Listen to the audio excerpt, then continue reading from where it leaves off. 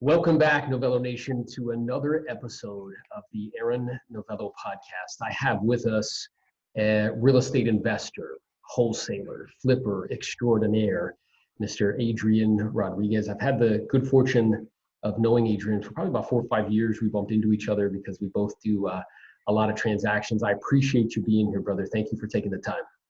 Thanks for having me. It's my pleasure. Absolutely, man. So, I find very interesting that when we have a lot of conversations, me and you, we notice that there's a lot of parallels, right? With selling real estate in high volume and doing wholesaling and flipping in high volume. So I wanted to bring you to the platform because I think people can learn a lot from you. When I think about you, I think about kind of like a world-class, just kind of business person and a business mind. And you've been able to do some pretty awesome things in a short amount of time and at a relatively young age. So I think we can get a lot of value. I wanted to begin this conversation first about how you gravitated towards real estate as your vehicle to kind of, accumulate wealth, right? Because I imagine you had a lot of opportunities at your disposal. What was it about real estate that caused you to say like, okay, like this is it? Well, I'll make it short and sweet. It's a great question. But it is the industry that's made the most millionaires out of every other industry combined. So that was definitely that was step one. I used to be a district manager for AT&T. In my late teens, I started a trucking company. I had semi trucks and it was pretty successful. It didn't last too long because I actually got a really attractive offer to sell the company. I accumulated a good amount of money at a young age. And at the time, it was late 2010, early 2011. And as you remember, the real estate market was rock bottom. So I live in Wellington, Florida, and I was seeing townhouses that were selling just 3 years prior for $250,000, $300,000, and you can sell them for $60,000 or $70,000. It was almost just common sense that those values would have to return at some point. And if I can get in at the right time and rent those properties out, not only will I yield a very nice return on that money that I have, but I would be able to also sweat some equity in the process. So it looked like a double play to me, which is exactly what it was. So we kind of figured out, real estate is going to be the next jump for me. Nothing against AT&T. It was an awesome company to work for. I learned a lot of sales skills there, which translated into real estate as well. But real estate was just kind of like the big leagues for me. So we decided that we wanted to go after investment, distressed properties that we can buy cash, we can renovate ourselves. And we did. We bought our first townhouse in Royal Palm Beach. We paid $56,000 for that townhouse. It was already rented for $1,000 a month, very low HOA, in great condition. So we bought it cash, we rented it out. And in the process, I wanted to find a brokerage or find a firm that located these investment style properties so that I can just focus on acquiring, renovating, and reselling. So I was on Craigslist. Now we're fast forwarding into late 2012, early 2013. And I'm on Craigslist and I'm just, searching the web, cheap properties for sale in South Florida. And the same company kept popping up. And so I figured I'll just take the company's name, plug it in and see what comes up. And then I saw a job ad. So I started reading through the job description, and it's basically a sales associate position for a wholesale company. And I was sold. I figured if I could get this job, I'm going to go in there and I'm going to learn this trade a lot faster than just doing it by myself. I'm going to become their top guy and I'm going to start investing at a faster pace. And that's exactly what happened. Yeah, that's awesome, man. So I wrote down a few things which are pretty interesting. One is at a very young age, you had kind of that entrepreneurial spirit. You started that kind of side hustle, which turned into something that you actually exited. You got this windfall, and then you recognize like, okay, like now that we got this kind of capital, how can we continue to multiply that capital? Now, I guess I'm curious, getting that windfall at a young age, right? Like I'm aware and I'm aware this is a broad generalization, but just in general, that most people who would acquire a windfall at a young age might go out and, like kind of spend it all and think they're the man sort of thing. But that was not what you did. So talk to me about that. Like, how did you kind of resist that temptation? What was it that caused you to say, like, no, like this is, there'll be a time for that later on, but this is kind of seed capital that we can use to build greater wealth? It was honestly the best thing that could have happened to me. And I know a lot of people, I know this will raise a lot of eyebrows, but I became a father at a very young age. My first son was born when I was 20 years old. And me and my wife, we've always been a great team. And so that focus, that mental clarity for me kind of settled in at a lot of a younger age than it would normally happen. Normally people start settling down and they start honing in on what they want to do for the rest of their life in their late 20s or early 30s. For me, when my son was born, it was very simple. I have to provide. I'm not going to be a deadbeat father. I want to give this kid everything he can, everything he can have and everything he can dream for. So I missed out on the partying in my early 20s, I guess you can say, but I'm glad I did. I got a leg up over everybody else, and it kind of just catapulted me into a whole other level. Now I'm in my late 20s, and I'm starting to build a rental portfolio to retire somewhere in my mid to late 30s. So it's, I guess, some would say it's a blessing and a curse. For me, I don't see the curse in it. I wouldn't advise people to go out there and have kids in their 20s, but having a kid at 20 years old, really for me, just kind of raise your focus since day one. Yeah, that's awesome, brother. And it's interesting that you say that because a similar experience. I got married young when I was 26, and just very focused, right? My wife was 22, and it's just like, look, okay, now we got to provide, we got to, game on sort of thing. So that's awesome.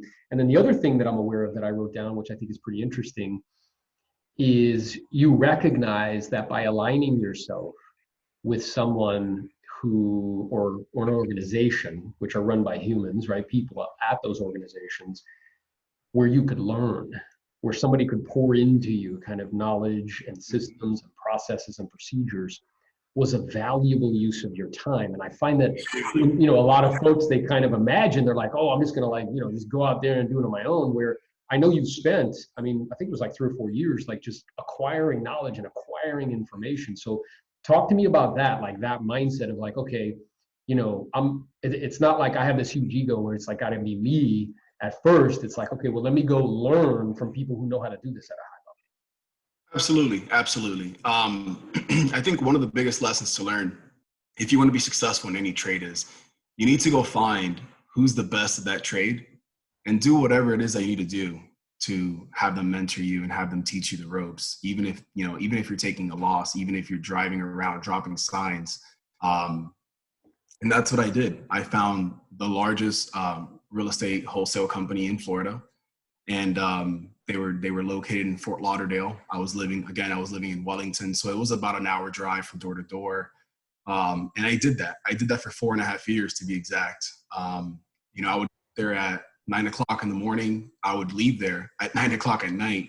And, going there was, I called it grad school. I had a ton of fun. I made a ton of money, but most importantly, I learned this business inside and out. I would say I learned half of this business inside and out. I learned the acquisitions and the dispositions part of it. And then, going on my own, I had to learn how to run the business, how to run the P&L, how to create systems, how to manage operations, how to manage people, most importantly, which I kind of had a basic understanding of managing people at AT&T, but managing sales agents is a whole different animal. Managing top producers is a whole another animal. So absolutely. So I went to work for Meridian Trust in March of 2013. At the time I believe they had 2 sales openings, and it was March 15th to be exact.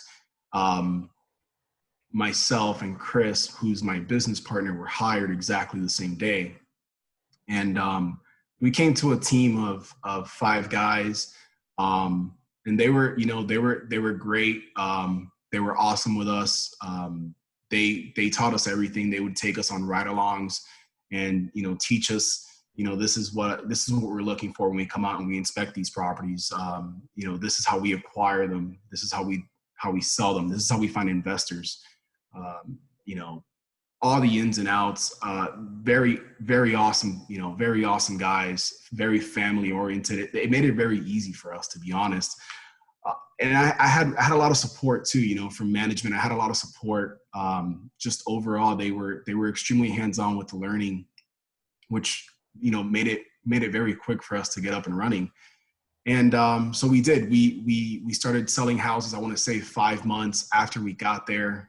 It was it was rough at the beginning because you're not making any money, but you're looking around and everybody else around you is making $20,000-$30,000 a month, and you're like, wait a minute, I know this is real, but why am I not making this money yet? And then you start developing skills in sales, and then you start developing skills in acquisitions, and you do your first deal, and you do your first 10 deals. And, at the beginning, I was doing a lot of grunt work just to kind of learn the business. And a lot of people don't know this, but I used to do rentals. The company had a portfolio of a few hundred rental properties, and I used to go out and drop signs and try to rent these properties out. And in the process, I was learning these areas. I was learning these neighborhoods. I was learning what a 5-bedroom house rents for in this area. And then if you go across town, just a quarter mile away, it's renting for $300 less. Why? Well, it's a different area. And that makes it really easy to acquire houses, because when you're on the phone with these sellers, you almost know the property, the area better than they do. And it makes negotiation, work in your favor. By 2014, I was already one of the top guys in the company. And then by 2015, I was the top agent in the company. And then, that's when you start doing volume. That's when you go from doing 20, 30 properties a year to doing 100, 120 properties a year. And then we opened up our territory from just South Florida to all of Florida. And then you start learning markets and areas in the West Coast, in Central Florida, Orlando, Jacksonville. And then that really just kind of throws things into a whole nother level of perspective. You start building relationships with, what I call power agents like yourself, guys that do a lot of volume, guys that, can provide inventory for you. And you build symbiotic relationships with power agents that can feed you deals. And then, you renovate them, give it back to them, let them list it, let everybody make money. And you start learning that, it's really a team sport. And I think that's the biggest thing that I've learned, is for me personally, my team is my biggest asset. And the more people I know and the more people I network with, it makes my bottom line bigger every single year. So I'd rather have 10% of $1 billion than 100% of $1 million, if that makes any sense. It makes total sense to me, man. So, I wrote down that as you were there at Meridian, you were basically acquiring a few things. One is knowledge of kind of the process of acquisition and disposition. But then you also were acquiring, probably most importantly, market knowledge, right? Where you could know in any geographic area, property like that, it's going to sell for somewhere between this and this renovated, or property like that, it's going to rent somewhere within this range. So immediately as opportunities present themselves, what you'd be willing to pay, and what you could get on kind of the other end, and that's critical. And what I think is very interesting is you shared that it was 4 years. I work, as I also coach and train about 60 agents throughout the country, 7 of which earn 7 figures. And it's always interesting to me with those newer agents where their expectation is like immediately. They might see me and you doing hundreds of deals a year, and they want to be like, okay, well, I'm gonna do that like tomorrow. And it's like, hey, what I'm aware of is what you get rewarded for in public is for what you spend countless hours doing in private, right? It took you 4 years to acquire enough knowledge and enough information for you to feel confident enough, right? And the Latin derivative, as you know, of confidence is confianza, which means trust. Basically, to trust yourself enough to be like, okay, let's go do this on our own. So that's what I wanted to transition with there, because that's how actually I met you, is when you were at Meridian, because as you were kind enough to share, we do business in high volume, and we'd bump into you, right? You guys would make some offers on some deals. We formulated a relationship, and that continues to this day. And then there came a point, I think it was like 2017-ish, maybe 2018, where you and Chris looked at each other and you were like, hey man, like we have gathered as much information as we possibly can. We know this stuff in and out. Like it's time for us to kind of go see if we can do this on our own, right? And I'm aware that that took a large leap of faith. So talk about that a little bit, about when you determined like, okay, let's rock and roll. Let's do this for our own book, so to speak. Absolutely. Yeah. So Chris and I really started working together, I want to say around 2016. That's when we kind of looked at ourselves and said, look, you're the top sales guy. I'm the top acquisitions guy. Let's put some of this money together and do something. So we started doing hard money loans, and that was awesome. And I still do that till this day. But then we started buying properties and renovating them and then reselling them. And we saw what the returns were there. And it was also a different market than it is today. Yeah. It was a market that was appreciating like at 5% per month or something crazy like that. Yeah. So, I mean, you can literally buy the house, close on it, put it back on the MLS, and you're making a profit. And it was June of 2017, to be exact, where we went out. We had dinner, I think, in May, and we talked about, look, we've reached the as high as you can get here. It's awesome. I love it. I love coming in. I love the team that I have here. But for ourselves, we need to go out and make something out of this, and we did. And we left in June of 2017. And from June of 2017 through, I want to say December of 2018, what we were doing is we were building crews. We were, networking with handyman and general contractors, really building up that book of business. If you call me right now and say, hey, I need a roofer in Hollywood, I'm giving you 5 guys. I can vouch for all 5. And we started really building a nice big book of business. And also we started the infancy step, I guess you can say, the beginning stages of really systemizing the processes that go into running a flipping company, because that's who we were. We started networking with other wholesalers. We maintained our relationships with our power agents like yourselves. And we started with 4 properties. We left in June. We acquired 4 houses between June and I want to say mid-July. So we had a very fast start. We hit the ground running right away. We had the 2 in Lake Worth. We had 1 in Cooper City. We had a single family in Cooper City. I remember those, man. We were right there at the embassy, man. We helped you kick that thing off. Yeah. Right there. It was like we hit the ground running. I think we acquired, I think, 2 from you within like 9 days of exiting. We bought another house in Palm Springs as well. And, we were very hands-on because that's what we did now full time. And we were there at the property and, picking out different paint colors and different floorings and experimenting with, what's the threshold between improving and over improving where it no longer brings an ROI into the property. And that was really the science that we wanted to hone in on is, in our business, I think the biggest mistake that new investors make is they over improve the property, and you have to understand where you are. You have to understand where the property is located and what your comparable sales are and what they're calling for. And so that's what we did. That's what we focused on. And that really took off for us. We renovated, I think the first year we renovated 22 properties from start to finish, from A to Z, got them sold. We were able to make a lot of profit. And then towards the end of 2018, we stumbled upon the biggest problem that was holding us back from scaling the flipping company was the fact that we couldn't locate enough inventory to feed our appetite. And, at that point, it kind of just became inevitable that we have to start our wholesale company, and that's what we're best at. And that's what we do. And that's what we've been doing for the last, 4.5 years prior to flipping houses.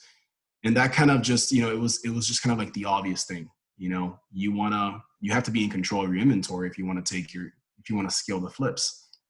And you look around the country, some of the biggest property flippers, I guess you can say throughout the US, they control the front lines as far as the marketing, the prospecting, the acquisitions straight from the source. And it just makes things a lot easier for us. And that's kind of, what led us to where we are now. Yeah, that's awesome, man. And then that point you bring up, right, with regards to this kind of merging and between like the inventory, you have capital, that's never a problem, but it's having enough kind of opportunities that you can sift through to determine if it makes sense to deploy that capital, which is the challenge. And we were talking about this off camera prior to starting this episode, is that we're seeing in both of our spaces that some very large, kind of very well-funded, technologically advanced competitors are pushing into our space, right? Where let's say there's the client, whether they want to, sell with somebody like me, or perhaps have somebody like you make an offer to them, and then there's us over here, right? These options that they have at their disposal, and what's in between is the internet. And some of these platforms that have a lot of views, or a lot of people visiting their sites on a regular basis, are creating business models around that. And now they're offering their own products and services to clients, right? With like iBuying, which I'm aware, affects both of us, right? In the sense that they're like, oh, they try to dissuade them away from having listing with an agent because it's more time consuming. We just make an offer, we're done. But I'm also aware that that can affect kind of, on the ground, like you, kind of local, real estate company that's doing a lot of wholesaling and flipping. So I guess I'm curious as to how you see that like evolving and how you're pivoting to address it. Absolutely. Great question. And that's where we are today. And you have to address the elephant in the room anytime you're in business. And for us, that's our elephant, is the iBuyers and, the funding they have behind them. And, they have some of the smartest people working for them, and how they approach, acquiring properties and competing with us. And I know we touched on it before we got the episode kicked off, but, something else that we left off is we're in really strange times today with COVID-19 and with what's happening. And, 2020 has been a crazy year, to say the least. If you look back to when the shutdowns started in mid-March, the first people to pull out of the market were the iBuyers. Yeah. And we did not. We stayed. We stayed because we're lean, right? And when I say lean is, I'm spending $1 million a month to keep the lights on, right? So that gives me the ability to be able to weather these storms and run through these storms. There's still going to be clients that need to sell their houses, even through a pandemic. And if you're able to service those people and you're able to capture that business, that speaks volume of your business model and who you are. And now they're just starting to come back. But let's rewind a little bit. Let's go back to when they were cranking out deals left and right. I think something that we have to keep in mind is, till today, those business models are not profitable. So they're just theories, in my opinion.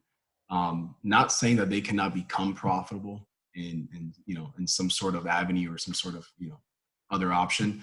But they're not profitable. What they do have is they have unlimited funding, and that does disrupt our space. Let's not act like it doesn't. When it comes to so in our business, there's two arenas. There's the one-on-one touch, where I'm sending you a piece, a marketing flyer, a letter, maybe a phone call. I'm calling you directly. Maybe you saw my sign or my billboard. And then you have the online arena, which is now I'm paying for PPC. I have an SEO team. I'm getting in front of you when you're shopping at Amazon. I'm getting in front of you when, you're checking emails. And that's their arena. That's not my arena. That's their arena. And I know wholesale companies in the space that play in both arenas. But I think something you have to keep in mind is the riches are in the niches, and you need to stay true to what you're strong at. If you're strong in the online arena, do the online arena, make that better. If you're strong at the one-on-one arena, work on that, make that better. Now, we have to address it, because if you look back at, some of the biggest companies in the history of our nation, you look at Kodak, for example, and what happened with them and how they missed the boat by not transitioning into digital at the time. And you have to understand that your target clientele is a specific generation. But in 5 years from now, that's going to be a whole different generation. And they want to be touched differently. They want to be reached out to differently. And they're going to want to be reached out more digitally, whether that's through SEO or pay-per-click or, different online marketing campaigns. You have to evolve your business. If not, you'll only be catering to a specific audience. And once that audience, I don't want to say dies off, but once that audience no longer owns real estate, then what are you left with? Yeah. Yeah, So, no, it's very true. And it's so interesting because as we're talking about this, I wrote down that, one of the things that I've been sharing with a lot of our kind of coaching clients is that there's two worlds that we live in now. mhm, The first world is the physical world, which is what you were alluding to, kind of that hyper local, like touch, like I'm going to knock on the door, you're going to get a piece of mail from me, I might call you on the phone, right? So the physical world is, the world that we can taste, touch, and smell in. The other world is the digital world. And increasingly more and more, people are spending more time in that world, right? So just from a business perspective, regardless of whatever business somebody's in, whether in the real estate business like we are, whether they're a dentist, whether they are a furniture repair guy, like it doesn't really matter.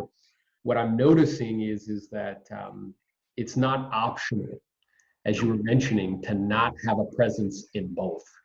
mhm, That I have to be intentionally and purposefully and consciously like reverse engineering how I'm making decisions about who gets my money, right? As far as products and services. Because what I know to be true is me and you in the calendar year 2020, if we're going to make a decision about a product or service, we don't pick up the phone first. What we do is we go to this first. exactly. And then we Google it, and then we look at reviews, we look at videos, we look at a website, and then we either make a decision like I'm going to do this, and I put my credit card in and it's done, or then I pick up the phone. And then I'm Exactly. going to ask some questions, and that's where that other skill comes in, which is what I wanted to talk to you about. So this idea of two worlds, I think that's critical, and everybody listening, needs to be aware of that and be making purposeful and intentional steps to build out that landscape for themselves in the digital world, make it easy for people to find you, and also when they do find you, managing what they're seeing as far as reviews, as far as websites, as far as videos, things of that nature. The one thing I wrote down as you were kind of talking about all this is that we can be in those two worlds, right? And we Mhm. can have lead flow, and it always comes down to conversion, which really comes down to sales skills, right? So I don't know if people would think. I mean, I think they would associate it with what I do as far as residential resale and stuff, but as far as doing wholesale and flipping, that how critically important sales skills are. Oh, Right. I mean, So talk a little bit about that, right? yeah, I mean, I'll tell you right now, when I interview my agents from, we talk, hi, how are you? Who are you? And then I'm just throwing things at them, sell me this keyboard, sell me this mouse, sell me this pen. And I just want to see how they react. I want to see how they, can they handle the fire? Can they handle the pressure? Um, it's all sales. It's always been sales. It's sales on my side. It's sales on your side. I mean, I think if there's one particular skill that everybody should, really focus and dedicate a year or two, I don't care what you do. Sales skills it's the way. I mean, and in our business, as in yours, I'm sure you can say it's very, very hardcore sales. And I'm not saying boiler room sales because that's not who we are. But if you can't sell a product, if you cannot sell the house to the investor, um, then it's probably overpriced, or you don't know what you're doing. Um, for me, at least, with where this market is, I think primarily where the sales skills is required is on the acquisition side, right? Yeah. Because you have so much competition, and they have the option to call a listing agent and have their property listed. They have the option of going on Zillow.com. They have the option of going to Redfin. Why me? What can I provide? And it's funny you mentioned this because when we first started the company, the motto was value, and we wanted to value pack what we can do for our sellers. Um, from the handling of the transaction to paying the closing costs to making net offers to our sellers, to going above and beyond and sending mobile notaries or mobile couriers to areas or locations where they don't have access to FedEx drop-off boxes or email addresses. And that kind of gave us a leg up because not that the other companies weren't doing it, but at the level and to the intensity that we were doing it, it just was unmatched. We were driving to houses at 9:00 at night on a Saturday to meet with sellers, just to show them that we were different. We're not these 9-to-5ers, punch in, punch out guys. We were working on Sundays. We were, doing post-occupancy agreements for some of our clients. They wanted to sell the house, but they needed a few months to stay in the house. That's fine. And that's really the art of what we do. Is we try to custom tailor using our sales skills. We try to custom tailor. Every deal is different, so we try to put together a deal that works specifically for that seller, where we still remain profitable. And if you don't have sales skills, you just just go back to the drawing board and learn how to sell first before you enter this realm. Yeah, and I appreciate that, man, because what I'm aware of is I think in both games, like some people in my game, they think like selling real estate's like HGTV, and I'm like, nah, dude, that's not what this is. And It's then not like that. it's not like that at all. It's not millionaire real estate agent. Like that's not what it is. So, and then in your game, I feel like some people might imagine like, oh, this is just like an intellectual analytical thing where like I just have to like look at numbers and like make offers. It's like, nah, dude, this is a people business. Like you have to deal with people's emotions. You have to deal with their family members who say like, oh, like, you should, I think you should do this instead of this. Like you have to have that soft skill of being able to communicate. It's not just an analytical skill that makes a really successful kind of investor, right? I think the biggest skills in our business to learn in real estate. I think there's three that go into the acquisitions, because in all actuality, the sales part of our business, you're dealing with investors. They have to buy houses. Yeah. So yeah, there's some sales skills there involved as far as, getting them to pay, 85,000 versus 80,000 because you can increase your margins. Sure. But the real sales skills is on the acquisition side. I think the biggest thing for your audience who's listening to this to take from this conference that we're doing is you have to be able to understand your seller, understand your client. What is it that they really want from the deal? If they're calling me, it's not price. I'll tell you right now, there's no secret to it. We don't pay the most. We're looking for the houses. We're looking for the ugly ducklings on the block that we can take and put $50,000 into them and resell them. So what is it that I can provide you? What's the trade-off for buying your house at, let's say, 70 cents on the dollar? And sometimes that's being able to close within a week. Sometimes that's being able to take the property with the tenant who hasn't paid rent for 6 months.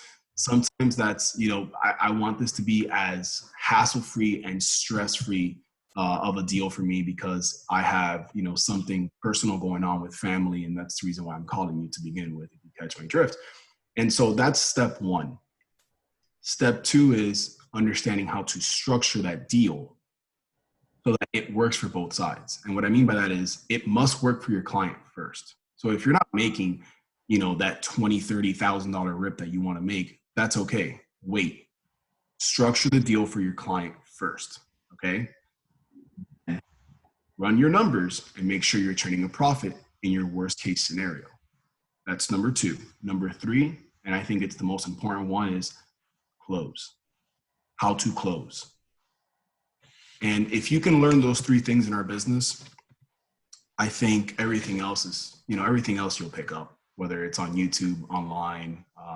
Those three things those are the three hardest things, in my opinion. I've been doing this for a long time. I'm sure you have as well, and you have your twist of it. And that's what we train on. That's what we really hone in on when we get agents in, is we record our phone calls and we test them. Find the stress points in this call. Perfect. Yeah. Would you structure a deal? Perfect. How would you close? Yeah, that's 100% accurate. And, that fundamentally, like trying to figure out, how can I add value? Like, how can I help? Because I'm aware that you have a lot of other options to choose from. And my intention provided the opportunity is to help you, accomplish your goals as quickly and efficiently as possible. So figuring out what is most important for me, I would call that, it's kind of motivation, right? I mean, it's the same thing you probably call it. And then really thinking about them first. I mean, obviously this is a business, you want to make money. At the same time, it's like, how can I structure this deal so that it's a win for them? And then running numbers to make sure, like, okay, if it's a win for them, is it still a win for me? And then, putting a contract in front of them and asking them to go ahead and proceed if it all makes sense.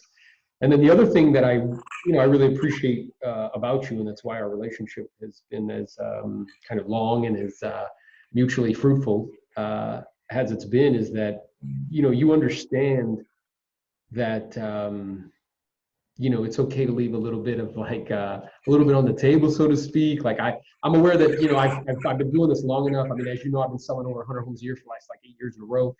And, I've been to some investor things, and like this sentiment of like agents and investors can't coexist. And they see us as just like a mechanism to try, we're taken away from their profit. And I really don't get that from you at all. You understand that it's mutually beneficial relationship. And like, if we provide you opportunities, like, hey man, here's an opportunity for you. And you make sure that, everybody's a win. So I think that that's great, man. And I'm aware that a lot of, people on your kind of side of the game don't share that same philosophy.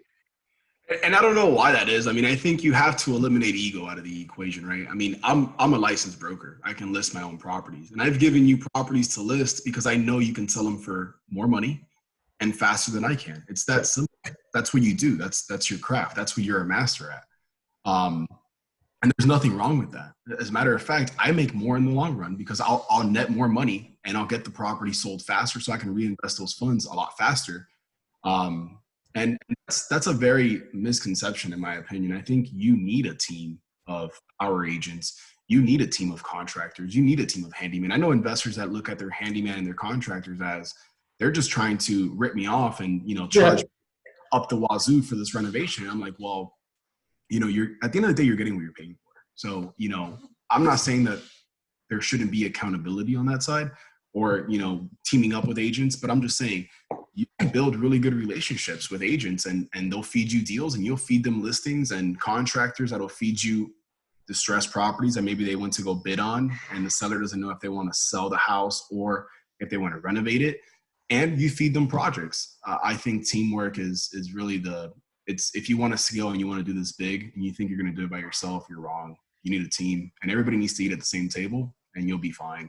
Yeah, it's very interesting because what I wrote down as you were saying that is that, on your side, people who don't see that, and even on my side too, where people who don't understand that conceptually, they end up capping themselves in terms of how many property, how many deals they can do, right? So if somebody's trying to do everything themselves and trying to pinch every penny and like, trying to keep as much for themselves as possible, they're going to do like maybe 10, 15, 20 flips a year. Like that's it. Where if you partner and you allow, other people to, eat, so to speak, then you can scale and do what you do, which is like, 100 plus deals. And then the other thing I wrote down too, which is critical in terms of like a mindset piece, is a lot of people are focused on ROI. Mm-hmm. And what I'm aware of, and I know you know this, is like what you're thinking and what I'm thinking is what's ROT, what's the return on my time? Exactly. Whereas it's like, yeah, like you said, like you have that, you have a broker's license, you could list them and sell them, but you're like, dude, like that's not the highest and best use of my time. The highest and best use of my time is going and finding opportunities, putting those under contract, and I can just hand this over to Aaron and he can do his thing and it'll sell within a week, and I'm going to make more money in the long run doing that, right? Exactly. Absolutely. And that's what it's about. It's understanding what you're good at. And I love that, man. Yeah, figuring out what you're good at and delegating the rest. So I guess for you, man, personally, like I know you're a young man. How old are you? 29. That's awesome, dude. So I'm 10 years older than you. I'm 39. I'll be 40 this year. So I guess for you, in your mind, like 5-10 years from now, like where do you see your business? Where do you see yourself? Like, are you trying to grow to like a Meridian? Are you trying to keep it like lean and mean and do like all these deals and acquire like rental properties, cash flow? Like what is the kind of game plan for you? Great question. I'll tell you the truth. I mean, I've thought of this. I've talked it over with my wife numerous times. We're at a level now where it's I don't want to say it's on autopilot, but we have a very good grip on our business. We understand, how to move the levers. And the true, the true goal in all of this and why I wanted to create this wholesale company is to be able to really siphon off the best deals for ourselves and keep them as rentals. And, we used to do a lot more flips than we do now because I don't want to say we've amassed all the capital in the world, but we were flipping to amass capital to buy rentals. And that's the natural progression in investing is you start in wholesale, you make money in wholesale, you take that money, you, I guess, turbocharge it by acquiring properties, renovating them and flipping them. Now you make more capital with that capital that you made initially from wholesale. And then ultimately you take that capital and you buy rental properties, single family homes, multifamilies, eventually larger multifamilies, and you create passive income, which is what real estate investing really is. A lot of people get confused and they think that wholesale and flipping houses is investing, and it's not. It's transactional. Yeah. Investing is passive income. Investing is buying the asset for 70 cents of what it's worth, having that asset appreciate in equity and creating passive income. And that's really where I want to take this. We're now doing, 30, 35 files per month, which is, it's not the most in the world, but we've really honed in on how to really maximize every single opportunity that comes in through our doors. And when we look at a deal, so I personally underwrite every single deal that we get under contract. And what I'm trying to figure out is this a wholesale property? Are we going to buy it, renovate it, and resell it? Or are we going to keep this as a rental? And it's like this dial that I move. And, when we first started the company, it was 100% wholesale. And then it became 90-10, wholesale was 90, 10% was we were flipping houses. And then it became 70-30. And now we're at a point where the dial is moving more towards wholesale versus rentals. So we want to deploy some of this capital, and put it into, strong, not only strong yielding properties, but properties that we know for, that are going to appreciate. So I'm not trying to invest my money in areas that I know won't appreciate. There's areas, as you're aware of, that, the houses today that are selling for 120 were selling for 125 or 6 years ago. And that's also not investing. So that's, for me, that's the next step. I'm not trying to, build a company that does 1,000 wholesale deals a month. That's not my style, my taste. I'm now trying to build a portfolio of rental properties, solid rental properties. And then eventually I want to enter the commercial realm and, get into larger multifamilies, 20, 30 doors, 40 doors plus, and maybe some mixed use stuff as well. Yeah, makes total sense to me. And I appreciate the distinction between investing and wholesaling or flipping, because they are two different things. And I wrote down two things, so I'll comment on that, but then I wrote this down. So for those people that are listening, it's really just about finding a vehicle, whatever that vehicle is for you, where you can amass enough cash. And then the goal is to convert that cash into cash flow, right? To buy assets that pay you money over time.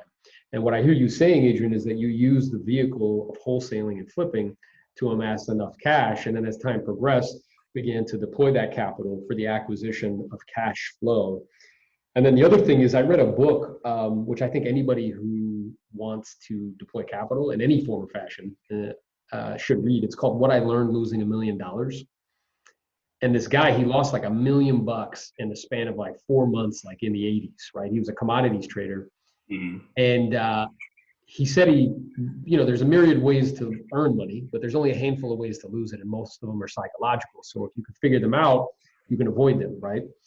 But one of the main takeaways that I took from that book is not to confuse luck with skill. And I find that a lot of people, particularly investor types, they confuse luck with skill. They find themselves in a radically uptrending market and they think they're like a genius, and it's like, that's not what's happening. The second thing, which I found fascinating, was he said most people get in trouble because they don't understand what words mean. So, and he gave an example where he said, investing, the definition of investing is deploying capital with the intention, number one, of the preservation of that capital. Mm-hmm. And then that you're going to get it back over an extended period of time in the form of rents, dividends, or royalties, right? So by its nature, that's a long-term thing. And what I'm aware of is a lot of the people that I speak to, I'm sure a lot of people you speak to, they throw that word around like this is an investment or I'm investing. It's like, nope, that's not what that is by definition, right? Nope. And then he talked about speculating, which comes from the Latin word spectare, which means to be able to see, to see in the future. And that's the only gain that I'm getting is on kind of the appreciation, right? By adding value or something of that nature. And then there's betting. And betting is about being right. That's about placing a wager on something and betting that, a particular outcome is going to happen. And then there's trading, where you trade the spread sort of thing, the bid and the ask. And then there's gambling. And gambling, which is interesting, it's a cousin of betting, But what's interesting about gambling is it's not actually by definition, you're not trying to actually gain anything. It's actually about entertainment. And what you're kind of paying for, the entertainment, is whatever the bet is, right? Whatever the amount that you're gambling. So by understanding those definitions, which I know you clearly have that understanding in your head, it can prevent you from making a lot of poor choices, right? Absolutely. Absolutely. Um, and before you do start investing, one thing that I would say is, pay it forward, learn your trade, get mentorship. I think what you're doing is phenomenal. And, if this was around even 15 years ago, I think the industry would be completely different. I think mentorship is one of the best investments you can make, hands down. It pays itself 100 times over. It doesn't matter what you're trying to get into, because it will mitigate a lot of those mistakes, and you'll be able to do due diligence the correct way when you're deciding how to deploy capital. And I think that's a big piece that people miss. It's huge, man. And it's interesting. I tell people all the time, like we say culturally, it's perfectly okay to go to like a 4-year university, come out with $150,000 in debt, and get a job making 40 or 50,000 bucks a year, and go back to living with your parents. We call that normal. Right. But if you connect with like a mentor or like a coach or a trainer or somebody who could condense decades worth of learning into days, weeks, months, or a few years, you earn along the way. And people look at what you have to pay them to do that. They're like, oh, that's silly. That's crazy. It's like, really? Which one's crazy? Like, that's insane to me. That's insane to me. Like, why wouldn't you go pay, and do a millionaire's grunt work who does what you want to do? Why not? I mean, who better else can teach you that? A professor who's making what, $30,000 a year and understand how to run a business? Exactly, brother. Well, listen, man, this has been awesome. I really appreciate you taking the time. I think people are going to get tremendous value from it. So I hope so. Absolutely. Hell yeah. So if people want to connect with you, where can they find you? Absolutely. I'm on Instagram. I'm on LinkedIn. I'm on all the big social media sites, except I don't have a personal Facebook. I have a company Facebook. So at Palladium Investments, you can find us on Twitter. We're on LinkedIn, Instagram. Palladium has the Facebook page. I'm in Boca. My doors are always open. I have people that reach out to us all the time. They want to come in. They want to learn about wholesale. They want to learn about investing in real estate. I'm an open book, man. I really am, because you never know who you're going to run into. You never know what that person can provide for you in the future. So I'm a firm believer in that. Always been. I'm here. I'm in South Florida. So. Perfect, brother. Awesome. And he's an awesome dude. Check him out. And I appreciate you, man. Look forward to continuing our relationship moving forward. Absolutely, Aaron. A pleasure to be here, man. Great, brother. Be great. Take care, bud.